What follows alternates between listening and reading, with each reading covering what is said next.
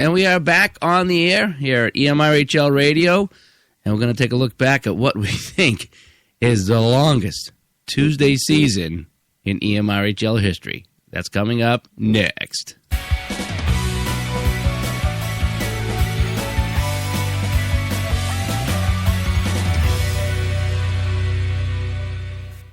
Oh boy, here we go. Trying to pull this off. Boy, when I say I've been sick the entire winter, I'm not kidding. It's gone from flu to cold to everything, and now sinus infection. And you can probably hear it in my voice, so I do apologize if I'm really raspy or nasally or whatever. But I've never had a sinus infection until last year. I think it was last winter I got my first one. I was going, what is this? This is weird. And so I got a sinus infection. And so if anybody's had these things, this is all new to me. Send me a Facebook and let me know how you deal with them. I mean, aside from going to the doctor, I mean, what can you do to alleviate some of these symptoms that just drive you nuts and it feels like your eye's about to bulge out of your head? So, yeah, any help I can get with this new ailment as I get older, this is sinus infection. Let me know. Shoot me a Facebook. But anyway, let's take a look at this past Tuesday season that started. Oh, my gosh. Today is March 26th, okay? The season wrapped up last night, March 25th. I do want to say congratulations to the Cipro team. Yep. Good job, you guys. Taking the title last night, and we'll talk about some of those playoff games in just a minute. But it ended last night, March 25th, and this started way back, if you can believe it, in November. Just shy of Thanksgiving. Week 1 was on November 19th. 1, 2, 3, 4, almost 4 solid months, over 4 solid months, I think. So what happened is we played 4 games, and then on December 17th, we got the snowstorm. So that canceled a week, and then we had Christmas and New Year's, so literally the entire month of December, we were off. We played, there was 5 Tuesdays, and we played 2 in December. Resumed in January, and boy, it's just been cold and snowy, and who was it? It was one of the worst goalies in the league brought this up on Facebook. He said, how fitting that the final week of this particular season, which is the end of March, the last week of March, would be a cold and snowy night. So I don't know who that goaltender was. Actually, I do, but I'm not going to mention by name. You guys can look it up on Facebook and find out. If you're listening live, you can actually get in the chat room if you have a Spreaker account. And I got my chat window open here right now. There's nobody in the chat room. I know it's kind of middle of the day, work day here. Actually, it's just shy of noontime on Wednesday that I'm firing this broadcast up. But if you get on, actually you can get on with a mobile phone too. I chatted with people through my phone. So if you have a Spreaker app and you're listening, you can chat with us. Spreaker accounts are free, and it's a fun time. I could do more of these. I really do. This was just a bad winter with the holidays and the snow and the cold and the whole bit. And then, of course, the sad news is the passing of our friend Paul Bartolino. And I just actually found someone on Throwback Thursdays. I've been throwing out some old photos up on Facebook. I've been going way back with some of these. And I actually found a picture of him playing with us in 2002. So he was with us 12 years, Paulie was, playing in our league. I think he started in the Saturday League, I think. And then he moved over to the Tuesday League and played there. So, but I wanted to kick things off with a little, a moment of silence for Paulie 12-pack. They don't have many good sound effects here on Spreaker, but I did find one. I'm going to play that right now. Just ring another bell 12 times for Paulie as we kick off the show. So if you could just, quick moment of silence for Paulie as we remember him.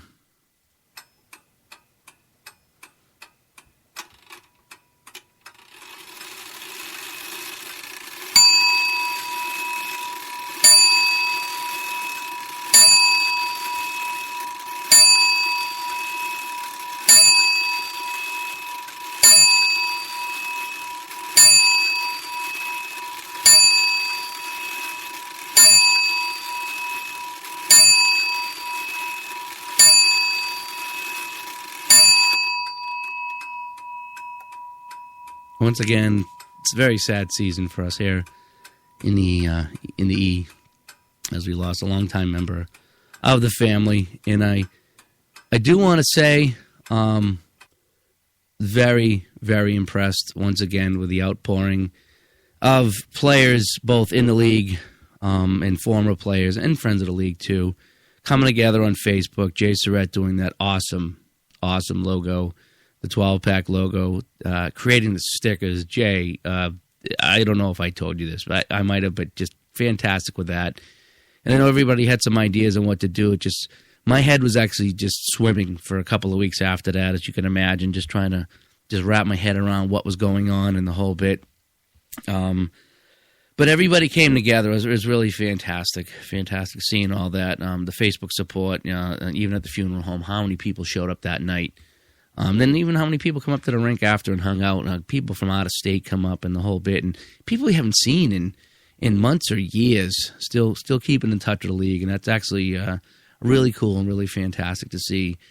And in fact, I'm in the planning process now with a couple of players of setting up emrhl Alumni Weekend in June is what it looks like right now. 15 years we've been doing this. Actually, in May, it'll be 15 years exactly. And so I'm waiting until the summer. I want to make sure that it's going to be above 30 degrees, so I'm hoping in June it will be. So we're looking in June of this year, having an Alumni Weekend. Details will come forward on that as far as the date and plans and the whole bit. And it's just, we're going to open up to everybody. And whether you played, recently, if you're playing now, if you played in the past or 10 years ago, and if just come on out and hang out. If you want to bring your skates and play. If you just want to kind of hang out, but we're going to hopefully have food and obviously playing some games and the whole bit, and then make a day out of it is what we're going to try to do. Instead of just like a Friday night or Sunday night, we're going to try to make a whole day out of it, probably on a Saturday. So stay tuned for details on emrhl Alumni Saturday coming up in June. All right, let's turn our attention now as I fight the sinus effects. I feel bad. I sound terrible right now, but I'm going to plow through it, and let's take a look at this past Tuesday season, which started way back in November of 2013.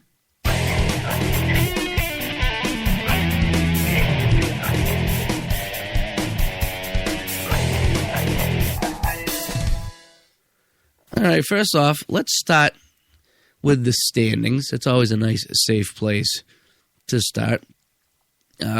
First place was Philbrook's team, NyQuil. They finished 10-4 as Philbrook went for the three-peat. He didn't get it. More on that in the playoffs later, but Philbrook went for the three-peat, finishing 10-4. A strong season for him. Behind him was Dennis's Cipro team at 8-5-1. He was tied with Tony's Adderall team at 7-6-1. Then we had a pair of teams tied in the fourth and the fifth slot. Maylocks at 7-7 and Vicodin at 7-7. Smitty and Tylenol finished at 6-8, and then down the bottom, Karras' Zantac and T.O.'s Motrin both finished 5-9. Still not sure how that Motrin team finished with only 5 wins. AK and Net, Kyle, Zane, Lucas, a lot of firepower in that team. Back on defense, T.O., Kerry Dowd. And Kyle Jenkins was new to the Tuesday League, and he keeps improving. And so how does that team 5-9? I guess AK missed a lot of games, but in the AK didn't steal anything in the playoffs. I mean, he was solid, but the team, take AK out of the equation, that Motrin team still is better than 5-9. Player stats. Oh boy, here we go. Individual stats. Take it to the top, the top. Don't let the feeling stop the top. Take it to the top. Taking it to the top, it was Chris Mahoney of Cipro. 44 goals, 23 assists, finishing with 67 points, just ahead of Brian Estrella of Maylocks, who had 65 points. And Estrella had a monster game the final week of the season trying to catch Mahoney. But Mahoney's team actually, I think Mahoney got 3 points, 3 or 4 points in the final week of the season as his team went on for the win, and Mahoney secured the top spot. But a valiant effort by Estrella, who was on a Griffin team, well, half a Griffin team. Griffin missed half the season for Maylocks. But congratulations to Mahoney. Estrella behind him, Susie Conlon, Rob Moore, and actually Steve Philbrook up there at the top as well. Matt Zacchino of Vicodin cracked the top 1, 2, 3, 4, 5, 6, 7. So Zacchino, the next draft, I wonder where he's going. Matt Zacchino, top 7 in scoring. Mark that down. In fact, I'm writing that down right now. Hang on a sec. Matt Ticino, draft status improves. Okay, good. We got that all set. Rounding it out, Jeff Collins, Lucas Valandry, and Sean Andrews will wrap up our top 10 or 11 in that. Goalie stats. Take a look at some of our top goalies. As far as our standard goalies, it was indeed AK of the top, well, the regular 8, I should say. 5 and 4 with a 5.439 goals against. Ryan Hayes is Zantac. So the two bottom goalies, how can you figure this out? Two bottom goalies finishing 1 and 2 in as far as, our regular goalies. 6.00 goals against, and he's 5 and 7. So really funny how the bottom two goalies finished top 2. Crazy. I should say the bottom team's goalies finishing. Eric Hagen is Cipro, who ended up winning the title. He was 7-5-1, but a 6.73. And then Justin Guimon, just a shade under 7, and he was 9-4. Good season for Justin. Let's take a look at what happened in the playoffs, as we already went over the standings. So here's a look at the playoffs.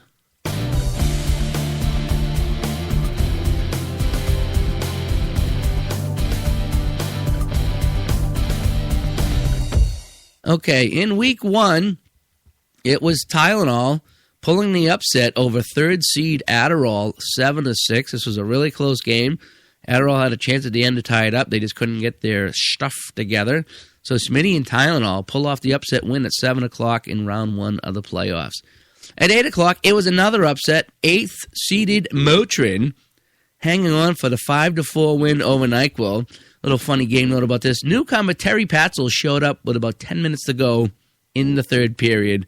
Apparently, he looked at last week's schedule and thought it was a 9 o'clock game rather than an 8 o'clock game. And he came in and made an impact right away. He got a quick goal. I think he had an assist as NyQuil pulled within the goal, but that's where they ran out of gas. So the top-seeded NyQuil, Steve Philbrick's quest to three-peat, I should say, falls a goal short in round 1. At 9 o'clock, it was cupcake win for second seed Cipro over Zantac 8-3. Yeah, Hayes and Karras, they packed this one in weeks ago. So smart move by Dennis to finish in second to take on the Zantac team. Basically a bye for them first week. Let's call it what it is. A bye. No? There's my sound effect. A little late. Oh, well. And then at 10 o'clock, it was Malox over Viking in 10-4. Griffin did show up for this game. I think Griffin played 3 games all year with car problems and job problem. And basically, Billy and Brian, sabotaging his car and tying him up and putting him in trunks of cars and a whole bit. But Griffin did free himself and got to this game, and he helped get him a win, 10-4. Going into round 2, which was actually last night, we'll take a look here. Cipro took on Motrin, so this was the 2-7 game, and boy, this really wasn't close at all. Daniel Piasecki, a couple of first-period goals, and Mahoney added one as well. It was 3-0 Cipro after 1 in the second. More goals. Mahoney, was that Murph that got one there? I'm not sure. I'll have to find out. But they scored 4 more in the second. It was 7-0. Motrin thought they had scored a goal, and maybe they did. They took a shot. It hit Hagen in the pad, and it went behind his pad right at the post. And, well, the only people are going to see that are Hagen and the guy that's standing over Hagen. Unfortunately, there's no cameras in the net for us. There's no Toronto replay. So nobody saw it go in except for those 2 guys who were swearing it went in. And they're swearing that would have turned around a 6-0 game. But it didn't count, and neither team would score in the third. And so the final was a shutout. I don't have the Barry sound effect ready to go, but great job by Eric Hagen, playoff shutout, 7-0 Cipro. Yeah. All right, in the 8 o'clock game, it was Malox and Tylenol. Boy, this is a good one. 1-0 Tylenol after 1, but 3 second-period goals, couple by Billy One-Arm and one by Estrella, and Malox had a 3-2 lead. Let's see, Tylenol would tie it up early in the third at 3-3. Then a power play goal by Estrella, right as the power play expired, actually, with about 8.5 to go, made it 4-3 Malox. And then Brian Leahy with 1:49 to go, threw one at the net, and it hit somebody and went in. I think it might have been one of the defensemen for the Maylocks team, and it went behind Bozier, who was having a solid game, and that tied it 4-4. Went into overtime, and 3 minutes into overtime, Estrella hit Billy one arm on a break. Billy went in, cut from his left to his right, hung onto the ball just long enough, and threw it by Grasso for the game winner. So it was Maylocks 5-4 in overtime over Tylenol.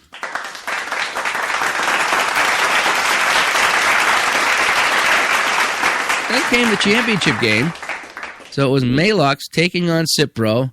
And, well, Maylocks was in that tight game with Cipro, and they had to play some of their top guys quite a bit, and especially in the overtime. So they tired out some of their big guns, and they just ran out of gas. After a scoreless first period, Cipro got a couple goals by Dennis and one by Daniel Piasecki to take a 3-1 lead after two. And then going into the third, they got three more goals and basically cruised to the 6-2 win over Maylocks, giving Cipro the title. Filarito did not make the game, and so they had 7, and then Liam Sminicki crashed and hurt his collarbone. I think he actually broke his collarbone midway through the game. I think maybe it was late in the second. So he actually left the game. So Cipro finished up with a 6 guys, circled the wagons. Hayden only allowed 2 goals all night. Congratulations, Eric Hayden and Cipro team. They lift the Jay Frazier Cup. Once again, it's Cipro 6, Maylocks 2. Congratulations to the Cipro team.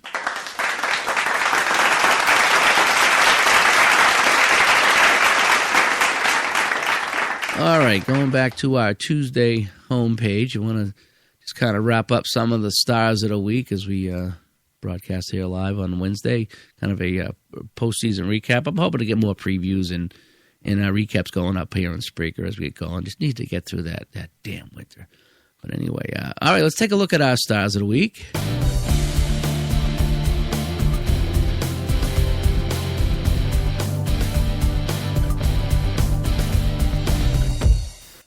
Okay, looking at the stars of the week for playoffs, round 2.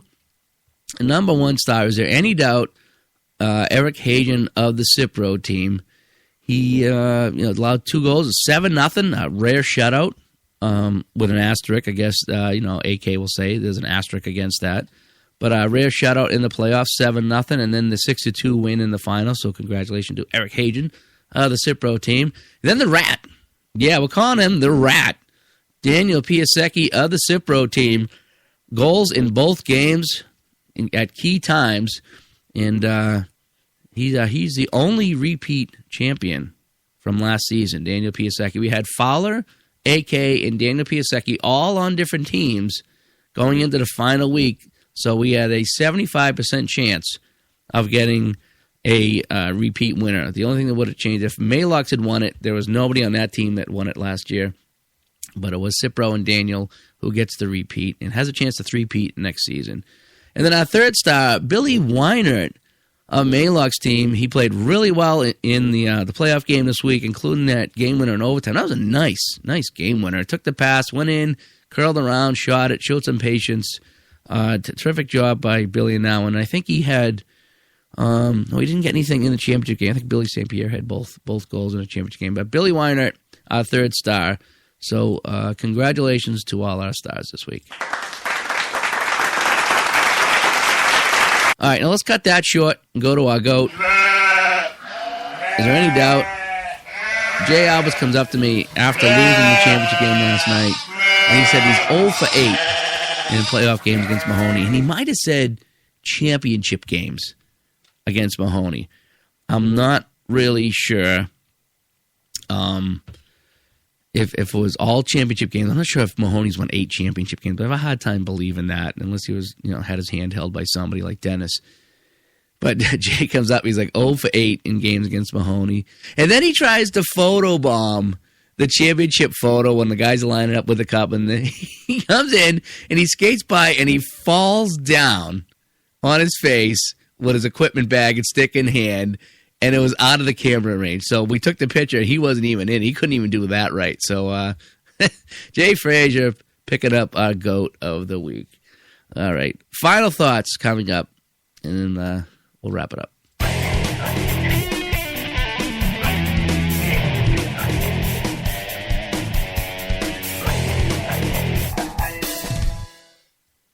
All right, so some final thoughts on this season. Again, it was a long, cold season, but now here we are.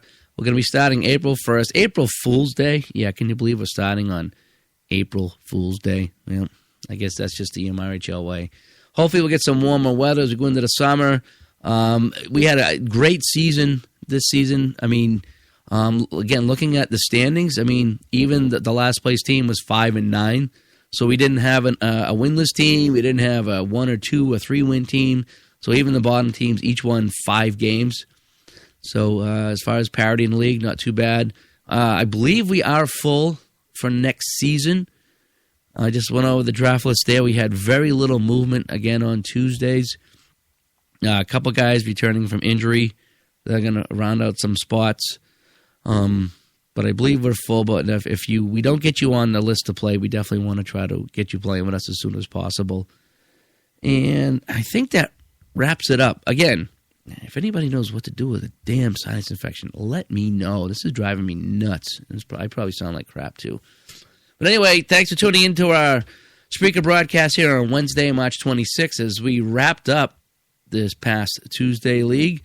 Congratulations to the champions.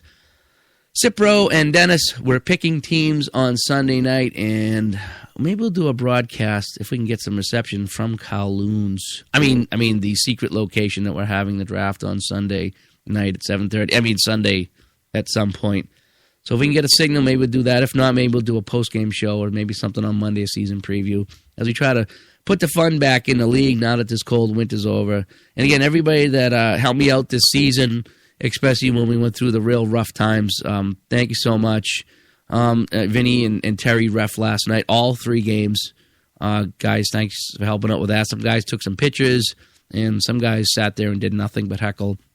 And big thanks to Zook and Big Country Kevin McGovern for getting Liam to the hospital last night after breaking his collarbone. I guess he has a standard, and he hurt his right arm, so he couldn't drive. And unfortunately, there was still like 15 to 20 minutes to go in the game, and I couldn't leave. I couldn't drive myself. I had to stay and finish the night. So kudos to Zook and McGovern for taking Liam to the hospital last night. And again, just another example of emrhl players just stepping up. It doesn't end. I mean, you guys are great, and I enjoy being part of this as well. So we're going to wrap it up here.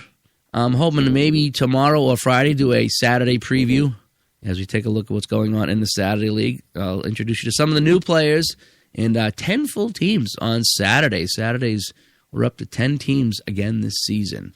So again, from emrhl headquarters, signing off. I'm going to go and have myself a Diet Mountain Dew. We'll talk to you guys later.